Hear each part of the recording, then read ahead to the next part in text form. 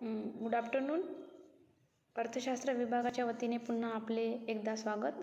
मी doctor Neelam Changani, अर्थशास्त्र विभाग प्रमुख, श्री किसनलाल नतमल गोयनका, कला वाणिज्य महाविद्यालय, कारंजा लाड.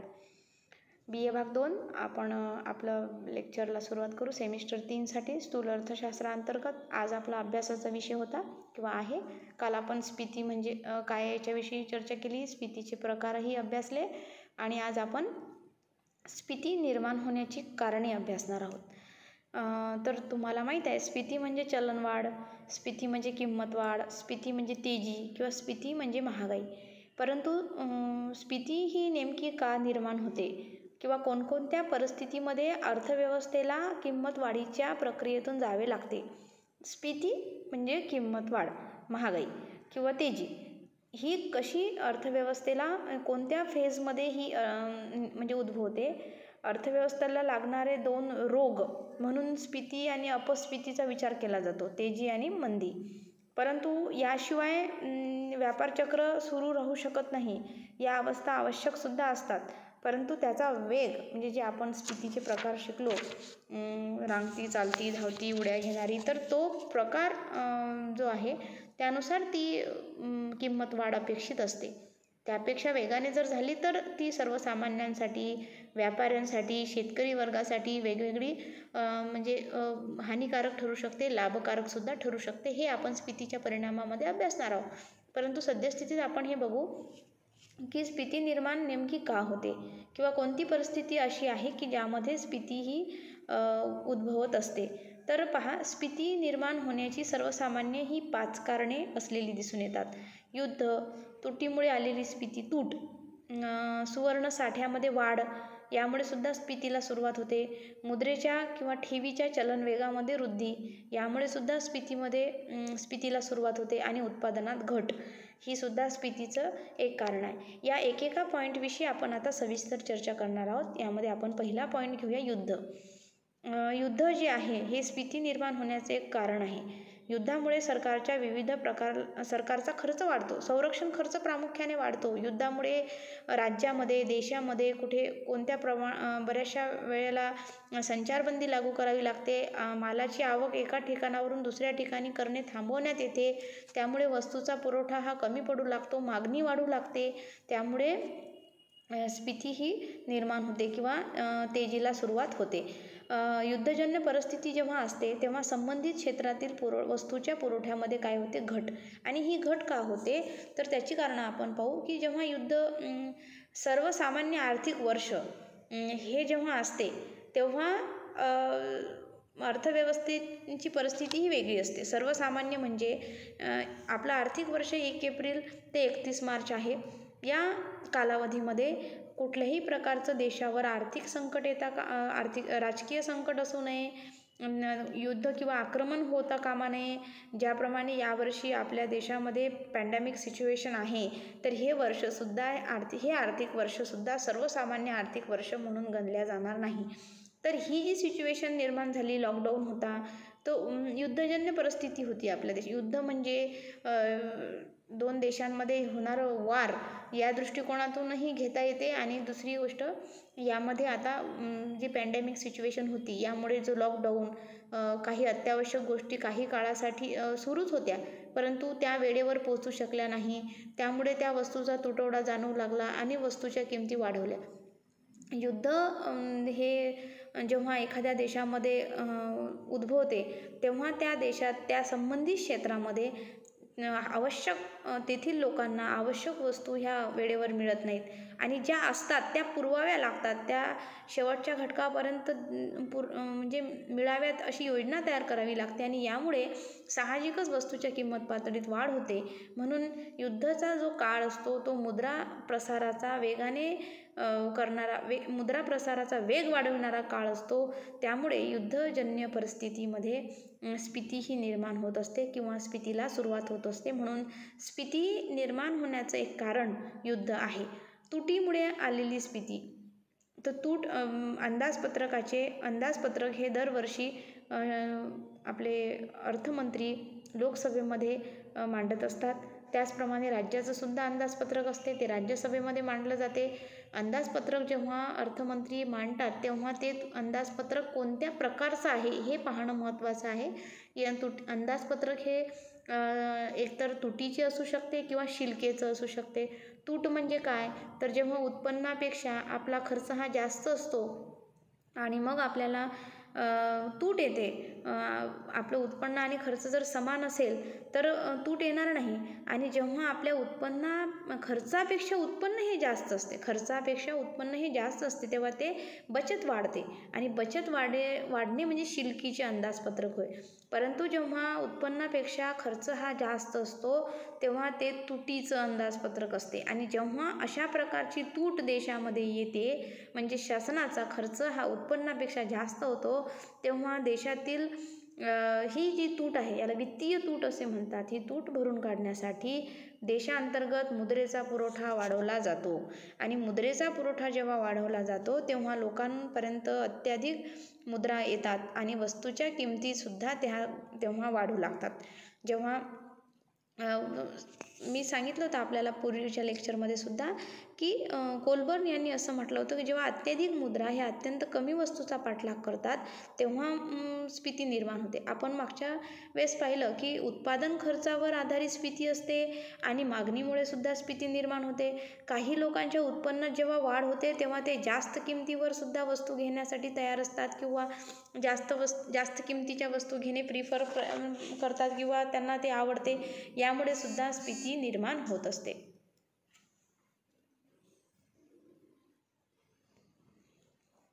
यानंतर आपण पाहू तिसरं जे कारण आहे ते तिसरं कारण यामध्ये हे आहे सुवर्ण साठ्यात वाढ. देशाकडे जे चलन मुद्रेचं मूल्य हे सुवर्णावर आधारित असते. SDR म्हणतात त्याला. सुवर्ण प्रमाणाच्या नुसार नोटांची छपाई किंवा मुद्रेची मुद्रा छापल्या जातात. तर सुवर्णाची जर देशामध्ये आयात वाढली तर मुद्रेचा पुरवठा वाढतो आणि किमती वाढू लागतात. सुवर्णाची जर आयात वाढली तर मुद्रेचा पुरवठा वाढून किमती वाढू लागतात आणि स्फीतीला सुरुवात होते.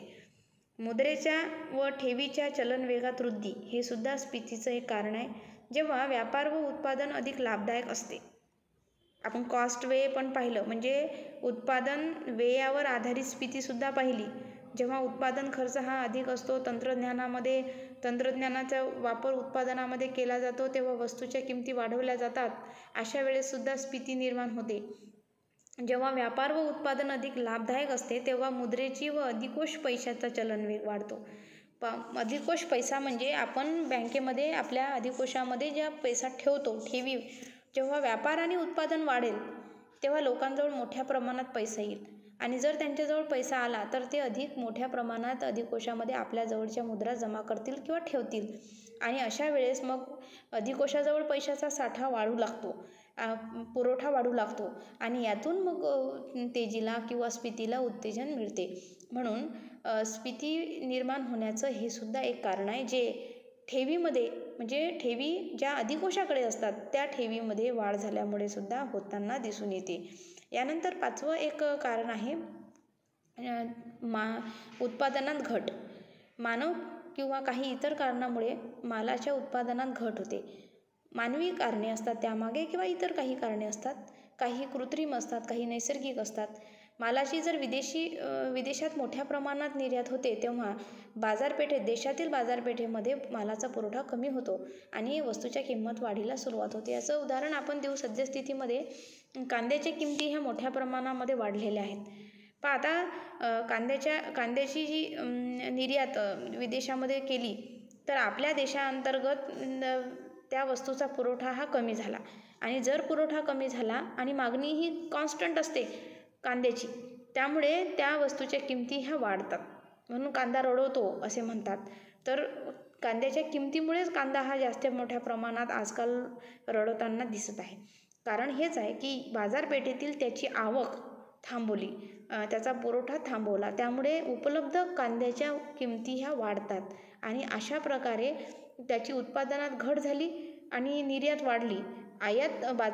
देशी बाजारपेठेतील आयात कमी झाली, त्यामुळे कांद्याच्या किमती किंवा एखाद्या कोणत्याही वस्तूच्या किमती वाढण्यास सुरुवात होते आणि तेव्हा स्फीतीला सुरुवात होते.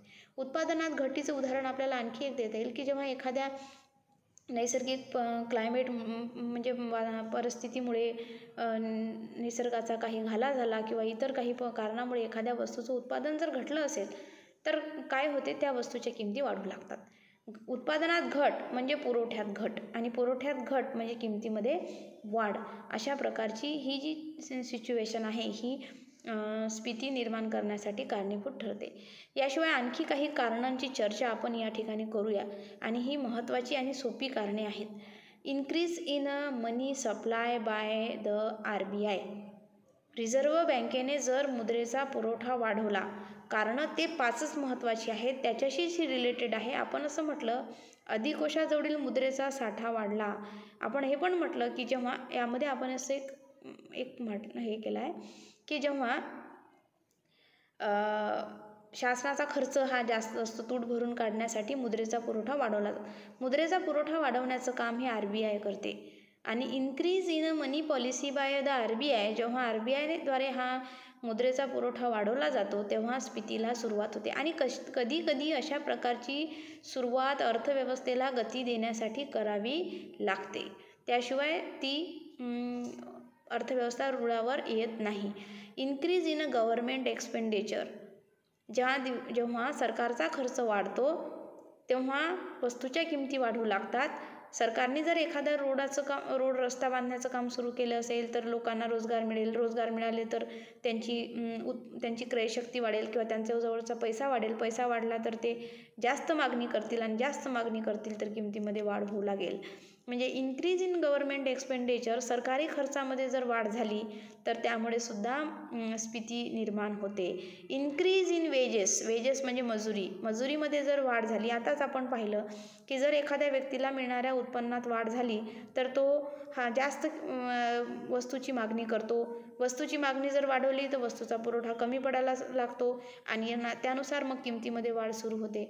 Increase in the prices of raw materials, कच्च्या मालाच्या किमतीमध्ये जर वाढ झाली तर वस्तूच्या किमतीमध्ये वाढ होते आणि वस्तूच्या किमतीमध्ये वाढ म्हणजे स्फीतीच आहे. Increase in import price like crude oil, जे तेल आहे त्याची जर आयात इन्क्रीज इन म्हणजे तेलाची आयात जर वाढली तर आपल्याकडे पेट्रोलच्या किमती ह्या वाढलेल्या असतात.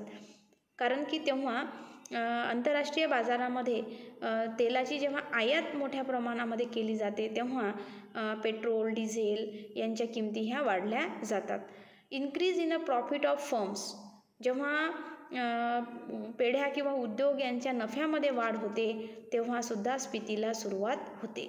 तर ही स्फीतीची काही सर्वसामान्य कारणे आहे जी नेहमी अनुभवास येतात. याशिवाय पहा, आपण या ठिकाणी एकदम सोप्या दैनंदिन जीवनामध्ये अनुभवास येणाऱ्या कारणांची चर्चा करत आहोत. युद्ध, अंदाजपत्रक ह्या गोष्टी पण महत्त्वाच्याच आहे, परंतु याशिवाय ह्या गोष्टी शासनाने जर खर्च वाढवला तर तेजी निर्माण होते. मजुरीचा दर वाढला तर तेजी निर्माण होते. कच्च्या मालाच्या किमती जर वाढल्या, कच्चा माल पुरवठा करणारे स्रोत जर रॉ मटेरियलच्या किमती जर वाढल्या तर स्फीतीला सुरुवात होते. उत्पादन घटकांना जर नफा झाला तर किमतीत वाढ होते. RBIने जर मुद्रेचा पुरवठा मोठ्या प्रमाणामध्ये केला तरी स्फीतीला सुरुवात होते.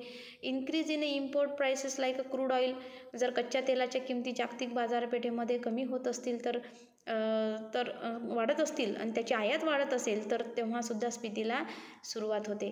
याशिवाय आपण इथे पहा, प्राइसेस राईज, इन्फ्लॅशन दिलेलं आहे. या ठिकाणी कॉजेस ऑफ इन्फ्लॅशनमध्ये दिलं एक शॉर्टेज ऑफ रिसोर्सेस.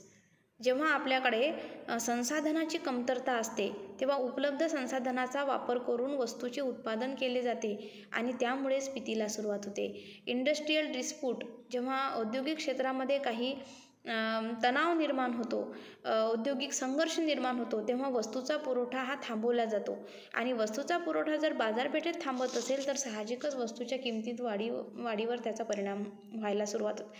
नॅचरल क्लायमेटीज, नैसर्गिक आपत्तीमुळे जर वस्तूचं उत्पादन कमी झालं असेल तर साहजिकच त्या वस्तूचा पुरवठा बाजारात कमी होतो. पहा, इथे दिलाय तो ट्रक, तो चालला बाजारपेठेमध्ये वस्तू घेऊन आणि जर तो योग्य प्रमाणात नेऊ शकला नाही तर इथे पहा, increase in demand for goods and services, काय झालं, इथे मागणी वाढलेली आहे आणि decrease in supply of goods and services, आणि पुरवठा मात्र त्या तुलनेत झालेला नाही. त्यामुळे लोकांना वस्तूविना राहावे लागते किंवा वस्तू मिळवण्यासाठी जास्त किंमत मोजावी लागते, आणि जास्त किंमत मोजणे म्हणजे स्फीतीला सुरुवात होय. तर ह्या घटना औद्योगिक संघर्षामुळे सुद्धा घडतात, साधनांच्या अनुपलब्धतेमुळे घडतात, नॅचरल क्लायमेटीज म्हणजे नैसर्गिक आपत्तीमुळे घडतात, लॉपसाइडेड प्रोडक्शन उत्पादनाच्या कमतरतेमुळे सुद्धा घडतात, आणि हॉर्डिंग ऑफ गुड्स, योग्य जर माल नसेल आपल्याजवळ योग्य प्रमाणात किंवा योग्य दर्जाचा, तर त्यामुळे सुद्धा ह्या गोष्टी घडून येतात. तर अशा ह्या अनेक कारणांमुळे स्फीती ही अर्थव्यवस्थेमध्ये असते किंवा घडून येते. ही स्फीतीची कारणे आहेत. याशिवाय कारणांचं 2 भागात आपण वर्गीकरण सुद्धा केलं आहे, जेणेकरून तुम्हाला सोपं जावं. इंटरनल कॉजेस ऑफ इन्फ्लेक्शन म्हणजे अंतर्गत कारणे आणि बहिर्गत कारणे. काही कारणे अशी आहेत जे देश पातळीवर आपल्याला